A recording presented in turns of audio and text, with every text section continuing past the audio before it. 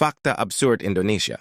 Indonesia punya lebih dari 17.000 pulau, tapi jumlahnya bisa berubah. Serius, kadang naik, kadang turun tergantung survei dan air laut. Bahkan pemerintah pernah ngitung ulang karena ada pulau yang hilang atau belum ketemu. Kayak main petak umpet, tapi level negara. Jadi kalau kamu merasa hidupmu membingungkan, ingat, bahkan jumlah pulau kita aja suka bingung sendiri. Fakta unik Indonesia. Indonesia adalah negara dengan bahasa daerah terbanyak di dunia. Totalnya lebih dari 700 bahasa daerah, dari Aceh sampai Papua. Jadi jangan heran kalau orang Indonesia bisa ganti bahasa kayak ganti topi. Di rumah pakai bahasa daerah, di warung pakai bahasa gaul, di kerjaan so Inggris. Kadang satu kalimat bisa 3 bahasa sekaligus. Contoh. Bro, tadi bapak nyuruh beliin tempe di warung Emboke, cepetan ya. Fakta unik Indonesia. Indonesia punya hotel di tengah kawah gunung berapi. Namanya Kawah Ijen di Banyuwangi. Di situ ada warung dan tempat istirahat sederhana untuk para penambang belerang. Literally di pinggir kawah aktif. Bayangin kamu ngopi sambil lihat asap belerang. Dan danau warna biru terang yang baunya kayak telur busuk. Wisatawan. Wow, eksotis. Warga lokal. Biasa bro, tempat ngaso. Cuma di Indonesia, view neraka, vibes damai. Fakta unik Indonesia.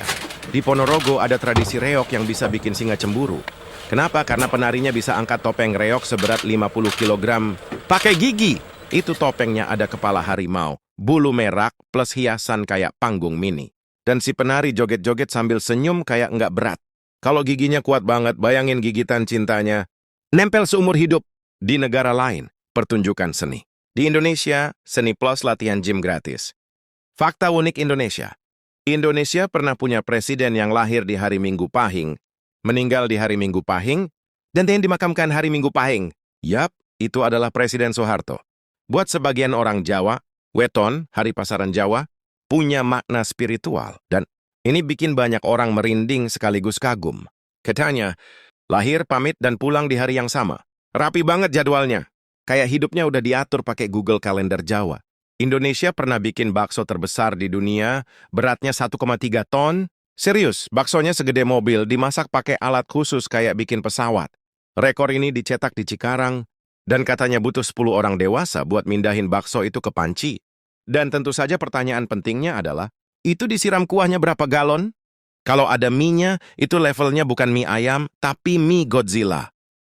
Rekor unik Indonesia. Indonesia pernah pecahkan rekor.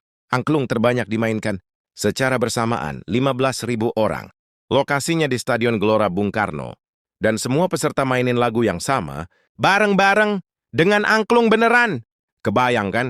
Suara klung-klung-klung dari belasan ribu orang. Kalau salah nada dikit, langsung jadi konser EDM tradisional. Ngikut aja deh, asal nggak salah goyang. Pizza diizinkan secara hukum sebagai sayur di Amerika Serikat.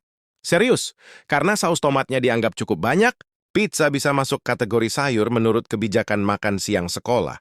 Jadi secara teknis, anak-anak bisa bilang mereka makan salad, padahal yang masuk mulut pepperoni melt. Pizza. Aku bergizi kok, katanya pemerintah. Ayam bisa hidup selama beberapa detik tanpa kepala. Pernah ada ayam bernama Mike di Amerika. Tahun 1945 yang hidup 18 bulan. Setelah kepalanya dipotong, ternyata sebagian otaknya masih utuh dan dia bisa berdiri, jalan, bahkan berkokok walau bunyinya kayak modem rusak. Mike jadi selebritas dan dibawa tur keliling negara.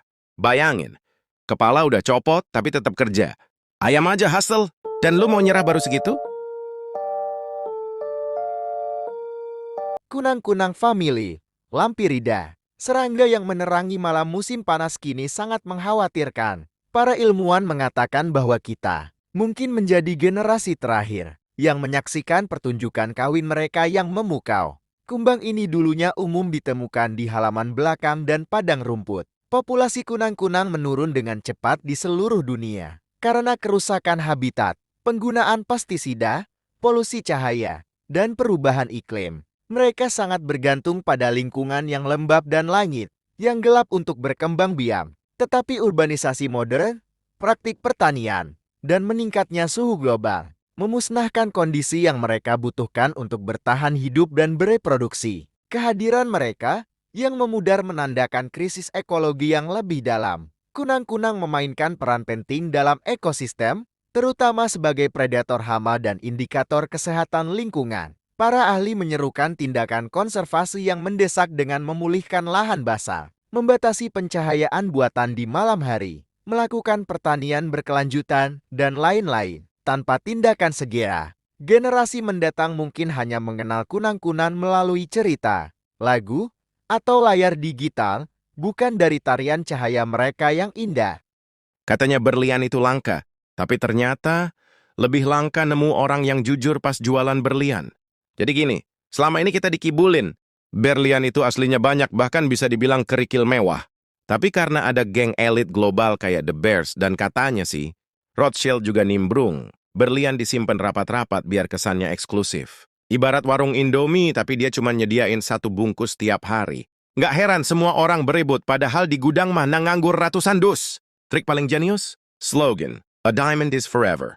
Itu bukan kata-kata bijak nenek moyang, bro. Itu hasil kerjaan agensi iklan tahun 1947.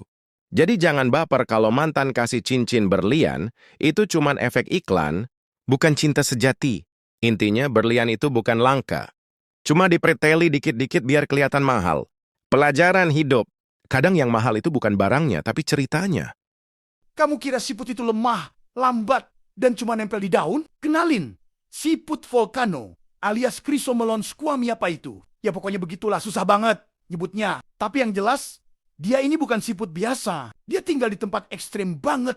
Dasar laut, deket lubang magma yang airnya bisa sepanas omelan mantan. Tapi dia santai aja, karena dia pakai armor dari logam. Iya, logam beneran. Cangkangnya ada 3 lapis, yang luar besi sulfida, yang tengah kayak pelindung getaran, dan yang dalam, ya tempat dia ngumpet pas insecure. Makhluk satu ini kayak Iron Man versi moluska. Tapi bedanya, dia nggak bisa terbang. Ya iyalah siput gitu loh. Munich Neil. Para ilmuwan sampai ngulik desain cangkangnya buat dijadiin teknologi pelindung manusia. Jadi, bisa aja suatu saat rompi anti peluru kita, inspirasinya dari siput. Jadi ingat ya, jangan remehin siput karena ternyata ada yang hidup santuy di dekat magma sambil pakai armor kayak bos terakhir di game RPG. Biawak tuh biasanya serem. Lihatnya aja udah kayak preman rawa. Mereka makan apa aja yang bisa digigit, serangga, burung, bahkan mamalia kecil. Pokoknya, semua yang gerak dikit langsung dikunyah. Tapi ternyata, nggak semua biawak sebrutal itu. Ada kelompok biawak yang lebih lembut hati. Mereka doyan buah. Iya, biawak frugivora, kerjaannya manjat pohon dan nyari buah kayak koala yang ke gym. Mereka masih makan hewan kecil sih, kayak siput, serangga, dan krustasea, tapi sebagian besar waktu, mereka lagi cari mangga, pepaya, atau buah tropis lainnya. Mungkin mereka capek bersaing sama biawak lain yang suka main kasar. Jadi mereka pilih jalur damai, jalur buah. Biawak ini ibarat anak metal yang tiba-tiba tobat, terus jadi vegan dan nge-yoga. Jadi inget ya, jangan nilai biawak dari tatapan tajamnya. Siapa tahu dia cuma lagi ngidam nanas.